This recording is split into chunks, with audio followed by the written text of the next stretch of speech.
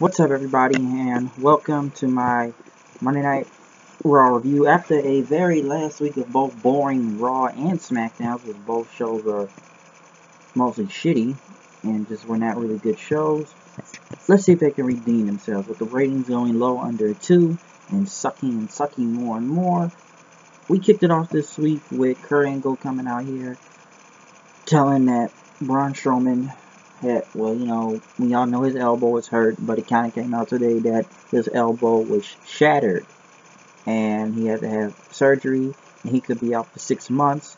And Strowman said he wanted a shot at the title. This could look bad for Raw anyways, because Strowman was a good thing for the show, but he wanted a title shot. But Kurt Angle pretty much, someone's got to face Brock Lesnar. And Extreme Rules, it'll be a fatal 5-way. Instead of doing a tournament to determine who will be Lesnar's opponent, we'd rather do a fatal 5-way match to determine it. And whoever wins get the title shot. And the people that are in this match are Seth Rollins, Samoa Joe, Finn Balor, Bray Wyatt, which we know he ain't winning. I don't like saying that, but it's true. And Roman Reigns. Well, Roman Reigns and stuff. So, yeah. One of these 5 will get a shot for the Universal title. But as Roman Reigns came out, then he pretty much told Kurt we don't need a #1 contender. He said, as the people booed at him, he says, "I beat the Undertaker. I put Strowman on the shelf. I'm the only one that can beat him." Until Finn Balor says the line starts behind me. I never lost the belt. I get a piece of the champion. I want a piece of him right now. And Balor says he's got a lot of heart and everything. Well, Reigns said he had a lot of heart, but you don't have that killer instinct to go against someone like Lesnar. And Finn said he did. I beat you on my first night on Raw. Samoa Joe, he came out then saying that, there's actions and stuff. Actions and results. Putting Seth Rollins in a coquina clutch, that's your action. The result, Rollins went limp.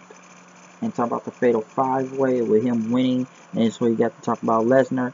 The Bray Wyatt thing happened. Wyatt showed up in the middle of the ring. He says, I see a lot of brave faces, but you all are trembling.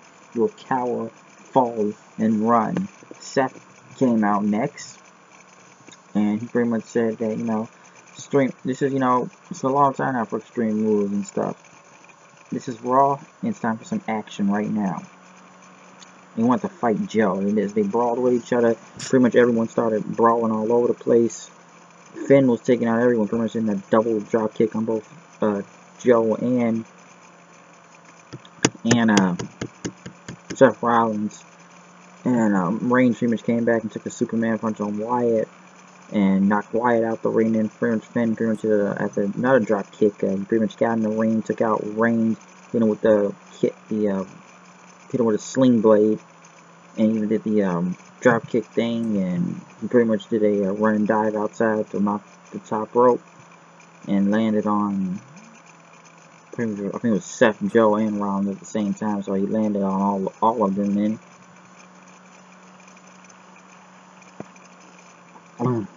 After that, Finn pretty much stood tall, so it was a pretty much good segment at the beginning of the show.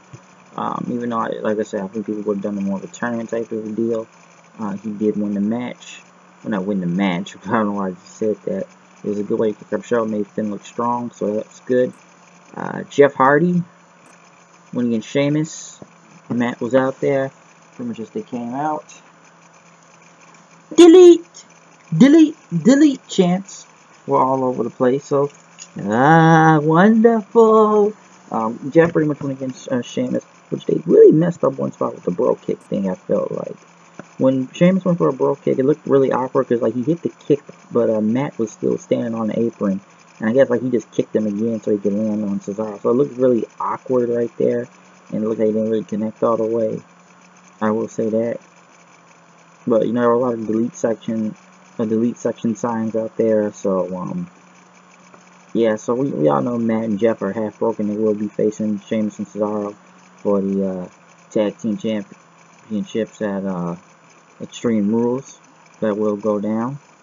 You know, people wonder if he'll be still fully broken. You know, this whole case of Anthem is going on, and don't really like to comment on it that much nowadays because it's gotten to the point where it's really annoying and it makes both sides look very, very bad right now. And it's like I said before, Anthem, just let them have it and go on about their day. Alright, because like I said before, right now on TNA, if TNA wants to get better, best thing you can do right now is just let them have it. If the other team messes it up, which I really do believe they will, knowing them, when they get stuff like this, they ruin it, I will not be surprised and stuff. So, just let them have the gimmick. It's the Hardys thing, maybe there are other people involved. I'm not going to get on to that much, maybe another day. That's my opinion.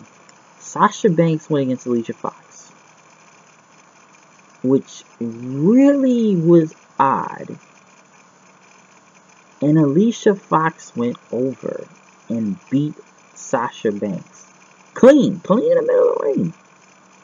After she knocked Sasha out the ring and pretty much came back in the ring and she tried to get a small package, she hit a scissors kick. Well, you know, I said Sasha was kind of taking a backseat before her and for a minute. But wow, I'm surprised she's not still part of the title picture with, you know, Bayley and Alexa Bliss. Like, I'm like, Alicia Fox got a win? A win on Raw? And I don't know why Noam Dar was out there. I guess they're still doing that thing. I'm not watching 205 Live, so I'm not even watching that show. But Alicia Fox beat Sasha Banks, which was very strange to me. Dean Ambrose went against The Miz for the Intercontinental Championship. Good match, but after Miz tried to go for a low blow after Maurice distracted him, Dean Ambrose pretty much blocked it, and then he kicked Miz in the nuts. Then pretty much ended DQ, which they will have the match will be Extreme Rules, so we know that will go down then. Finn Balor pretty much did an interview in the back. He says, you know, Roman may say his yard, but it's my universe. Alexa Bliss came out, talking about Newark, Jersey, the sweat gland of America, and Bayley, you know, is a failure and stuff. And his fans try to do the what chants where she said, if you're failure, say what. But people thought she shut down the what chants, or they still kind of chanted what after that regardless, so I don't see where she shut it down. She said she is the goddess, and that Miss USA should be thankful that she didn't enter the pageant. Bayley pretty much came out then and, you know, hugged some kids, and, you know, we don't care about your accomplishments. I want my rematch clause. I'm getting Extreme Rules, and Bliss pretty much told her that, you know, Extreme Rules means you don't get Extreme. You're just a little girl that sits at the kids' table. Leave the championships for the adults. I feel like I heard Charlotte say that before for some reason. And after that, pretty much just Alexa Bliss kept talking about Bayley. Bayley pretty much drop kicked her and closed her out of range. She tried to catch her, but Bliss pretty much hit her and like knocked her into the ropes. And then she got a kendo stick. And she pretty much hit Bayley one time, and Bayley was all over the ground like she'd just been shot in the back and flipping all over the place. And next thing you know, an ECW chant broke out, and I'm like, so did Alexa Bliss just become the Sandman? And we're gonna get into the whole kendo stick thing in a while, so we'll get to that in a minute. So it was good. They'll have some type. I'll get to the match later on what they'll have, but it was a good segment. I'll give it that. But even I had to say, like, all right, dude. I guess, you know, ECW's big over there, so I wasn't surprised that I wouldn't say I wasn't surprised at the champ, but it's ECW and people did love the segment. Kurt Angle was on the phone with Sami. It was Sami Zayn. Somebody was doing a good job, and he called Sami Zayn back, most likely.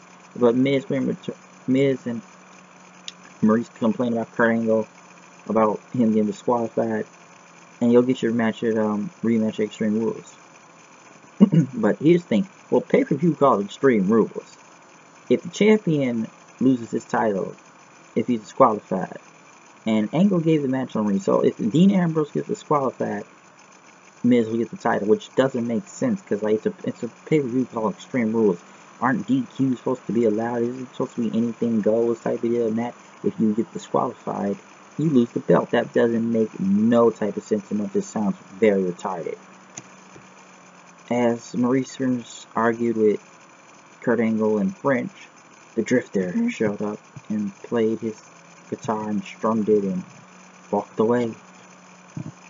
Neville and TJ Perkins, or TJP, they can say almost 1,000 times. I don't know how many times in this match. Went against Austin Aries and Jack Gallagher, which looked like it was being a good match, but crowd did not care. Why did he not care? The beach ball. The beach ball came back, folks. The beach ball came back as fans chanted, "You sold out, you sold out," and "We want beach balls," and they booed security for taking the guy away, which I looked up now. They started to chant CM Punk then, and they even set the match and said, "This is boring, this is boring," and even went into a Derek Jeter chant. So once again, no one gives two fucks about the cruiserweights. And Neville and TJ Perkins won, or TJP, but no one did not give a shit. They did not. Because now the cruiserweight division is just bad. The only thing that's really going is just Neville and Austin Aries, but everything else about this cruiserweight division is bad. The purple, the lights, the ropes, 205 Live is shit. I don't even watch 205 Live, and everyone tells me it's shit. No one is in the crowd at 205 Live, and it's shit.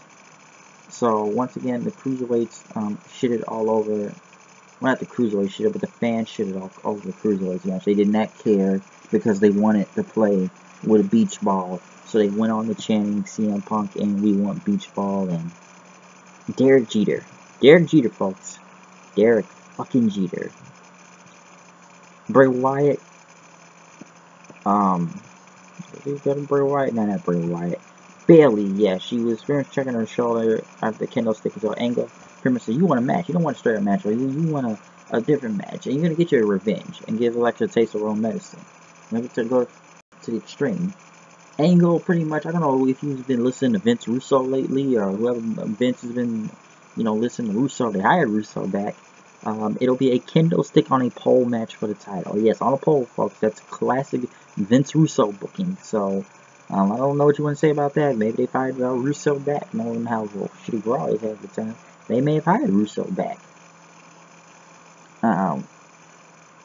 R-Truth was in the back apologizing to Goldust about what happened last week, and Goldust says we're going to fight our way back to the top after we take care of the club tonight. Finn Balor went against Roman Reigns,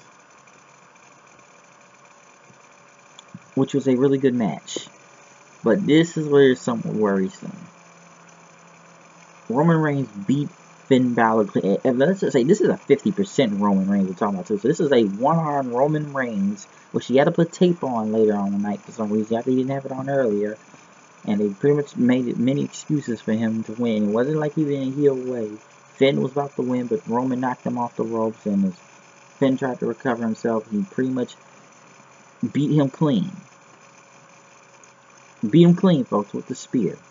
A 50% Roman Reigns beat a 100% Finn Balor. I guess they weren't going to let Finn get another win over him, but hey, Strowman beat him at 50%, and we said that. But hey, I don't know, gotta make Roman look strong somehow. A 50% Roman Reigns beat a 100% Finn Balor. Why?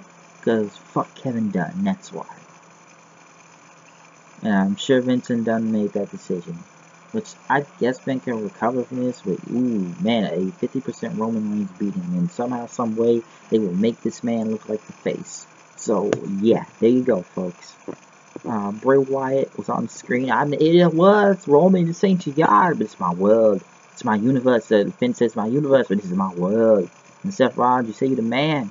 After I, put the drive the heart of the beast, I'm gonna take you out, Seth Rollins, the King Slayer. I can't do a good impression, but it's whatever.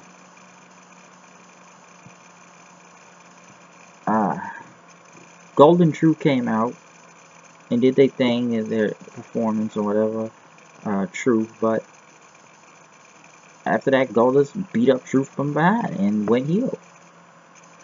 And then he got on the mic and said, "That's what's up." The crowd, they did not care, and had a little brief thank you Goldust chant from a few people.